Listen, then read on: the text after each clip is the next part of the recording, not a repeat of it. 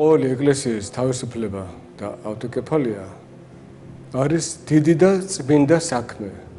ეს განაცხადა წმინდა გიორგი მთაწმინდელმა ანტიოქიის საპატრიარქოში. თქვენ გახსოვთ, როცა იყო საუბარი საქართველოს ეკლესიის ავტოკეფალიაზე.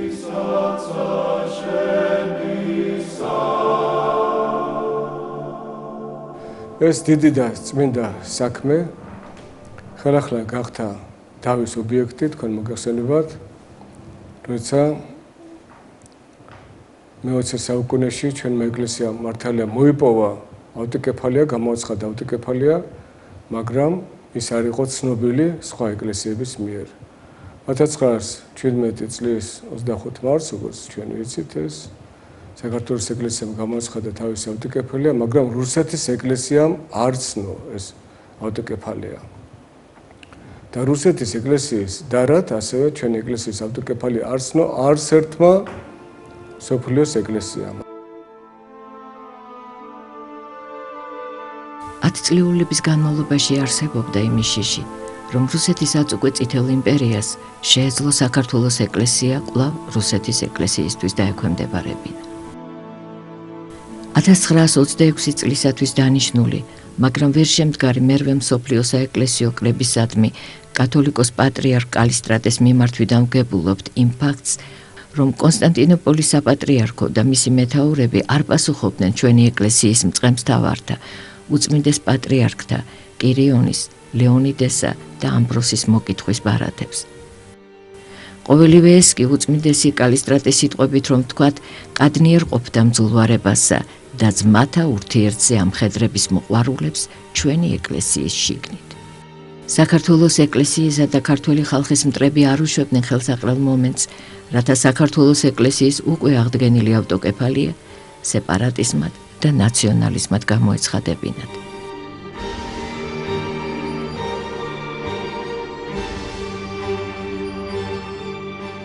მხოლოდ 1953 წელს ისე რუსეთის ეკლესიამ ინება და საქართველოს ეკლესიას მიანიჭა ავტოკეფალია, უпростоრად ცნო მისი უძველესი ავტოკეფალია, ასევე ცნო საქართველოს ეკლესიის საპატრიარქო ღირსება და ასევე ცნო მესამე უფლება, ეს არის მე-6 ადგილი მართლმადიდებლურ მსოფლიო დიპტიხში.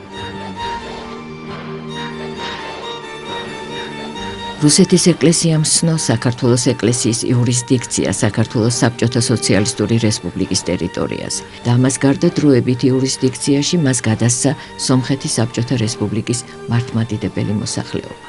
საქართველოს უძველესი ეკლესიის სამი უფლების, ავტოკეფალიის, საპატრიარქო ღირსებისა და დიპტიქში მე-6 ადგილის აღიარებით რუსეთის საბჭოთა იმპერიას საერთაშორისო ასპარეზზე სჭირდებოდა იმის ჩვენება, რომ რელიგიასთან მიმართებით გარკვეულწილად დათმობის პოლიტიკაზე მიდიოდა.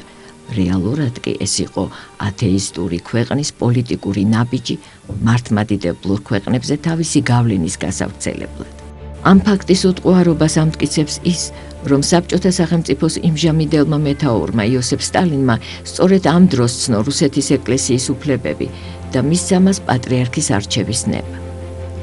აღსანიშნავია ისიც, რომ ჩვენი ეკლესიის ავტოკეფალიის აღიარება რუსეთის ეკლესიას სჭირდებოდა სამომავლოდ მისი წიაღიდან გამოსული ჩეხოსლოვაკიის, ფინეთის, პოლონეთისა და ამერიკის ეკლესიათა ავტოკეფალიის მინიჭების იურიდიული სამართლიანობისთვის, რადგან მას, როგორც კირიარქალურ ეკლესიას, ამის სრული უფლება ჰქონდა. ისევე როგორც მე-5 საუკუნეში ანტიოქიის ეკლესიამ აღიარა საქართველოს ეკლესიის ავტოკეფალია, სადაც მოციქულთა მიერ იყო ნაქადაგარი ჭეშმარიტის ჯული.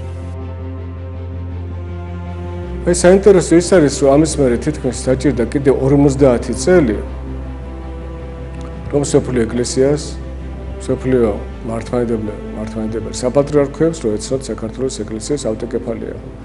ძალზე დიდი დრო არის და ეს ძალზე, რა თქმა უნდა, ხელს უშლიდა საქართველოს ეკლესიის ღირსეულად წარმოჩენას. რას ნიშნავს ეს? ეს იმას ნიშნავს, რომ მაგალითად კონსტანტინოპოლის საპატრიარქო, სხვა საპატრიარქოები საქართველოს ეკლესიას აყენებდნენ ავტონომიური ეკლესიების გვერდით, არათუ საპატრიარქო ეკლესიების გვერდით, არამედ ავტონომიური, ახალი, სრულებით ახალი ეკლესიების გვერდით. ზოგჯერ ამბობდა, რომ ესეთი ეკლესია ჩვენ არ ვიცით არსებობს თუ არა. ძალზე რთული და მძიმე მდგომარეობა იყო.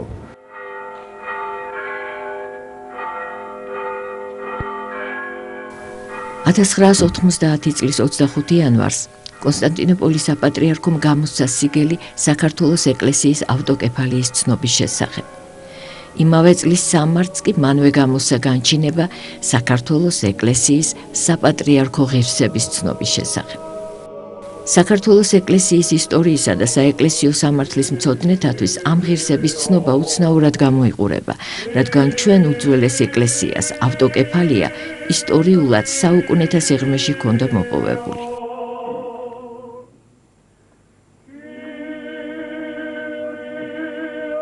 საქმე ის გახლავთ, რომ მსოფლიო საპატრიარქომ მე-20 საუკუნიდან წამოაყენა თეორია, რომლის თანახმადაც ნებისმიერ ადგილობრივ ეკლესიას ავტოკეფალია უნდა მიეღო მხოლოდ კონსტანტინოპოლისაგან. ეს ნიშნავდა იმას, რომ კირიარქალური ანუ დედა ეკლესია უნდა ყოფილიყო კონსტანტინოპოლის ეკლესია. როგორც ცნობილია, დედად იწოდება ეკლესია, რომელიც თავის წიაღიდან გამოსულ ახალ ეკლესიას ანიჭებს ავტოკეფალიას. ამ თეორიას მსოფლიო საპატრიარქო საფუძვლად უდებდა აზრს, თითქოს და ყველა ეკლესიას თავის დროზე კონსტანტინოპოლმა მიანიჭა ავტოკეფალია. აქ იგულისხმება ეგრეთ წოდებული ახალი ეკლესიები, რომელნიც მოციქულთა მიერ არ იყვნენ დაარსებულნი, როგორიცაა მაგალითად რუსეთის, სერბეთის, რუმინეთის, ბულგარეთისა და ელადის ეკლესიები. მათ მართლაც თავის დროზე სწორედ კონსტანტინოპოლმა უბოძა დამოუკიდებლობა. ამის საწინააღმდეგო არგუმენტად ზოგიერთმა კანონისტმა მოიყვანა საქართველოს ეკლესიის მაგალითი, რომელსაც თავის დროზე ანტიოქიის საპატრიარქო მიანიჭა ავტოკეფალია. მაგრამ მსოფლიო საპატრიარქო აცხადებდა, რომ მისთვის უცნობი იყო ისტორიული დოკუმენტები, რომლითაც დასტურდებოდა საქართველოს ეკლესიის ძველი ავტოკეფალია. ამასთანავე უარის საბაბად იყენებდა იმ არგუმენტს, რომ საეკლესიო კანონმდებლობით არ შეიძლებოდა ერთ სახელმწიფოში იმ დროისათვის საბჭოთა კავშირში ორ მართლმადიდებელ ეკლესიას, რუსეთისა და საქართველოს ეკლესიას ერთდროულად ეარსება, რაც საეკლესიო სამართლის უხეში დარღვევა იქნებოდა. კონსტანტინოპოლის ეკლესიის ქალკედონის მიტროპოლიტმა მელიტონმა ერთ-ერთ შეხვედრაზე განაცხადა, რომ წმინდა სინოდს ესაჭიროებოდა დასაბუთებული ისტორიული მასალები საქართველოს ეკლესიის შესახებ, რათა ეს საკითხი დადებითად გადაჭრილიყო უმოკლეს ხანში. ასეთი ურთულესი საერთაშორისო საეკლესიო ვითარების მოგვარება შეძლო საქართველოს უწმინდესმა კათოლიკოს პატრიარქმა ილია მეორემ, ძალზე დახვეწილი დიპლომატიური ხელოვნებითა და უაღრესად დაძაბული შრომის შედეგად. მე თვითონ ვიყავ ამის მოწმე და ვხედავდი ამას.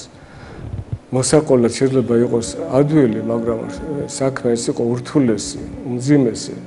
1979 წელს თვითონ ჩვენი უწმინდესი პატრიარქი ამ საკითხის მოსაგვარებლად ჩაბრძანდა კონსტანტინოპოლში და ეს იყო მაშინ მოგეხსენებათ ახალი ასული საპატრიარქო ტახტზე და მოიხილა მან სხვა მსოფლიო ეკლესიები და რა თქმა უნდა პირველ რიგში კონსტანტინოპოლის საპატრიარქო და მან დააყენა სწორედ ეს საკითხები, რომელიც მე აღნიშნე, ანუ ავტოკეფალია, საპატრიარქო ღირსება ადგილი დიპტიხში. და იქ განაცხადეს წმინდა სინოდში, რომ ჩვენ როგორ თუ გვექნება ისტორიული შესაბამისი დოკუმენტები, ისტორიული მასალები, ჩვენ უთუოდ ამ საკითხს განვიხილავთ დადებითად. მთლიანად მისი უდიდესი ძალა და ენერგია იყო მიყრობილი ამ საკითხის მიმართ.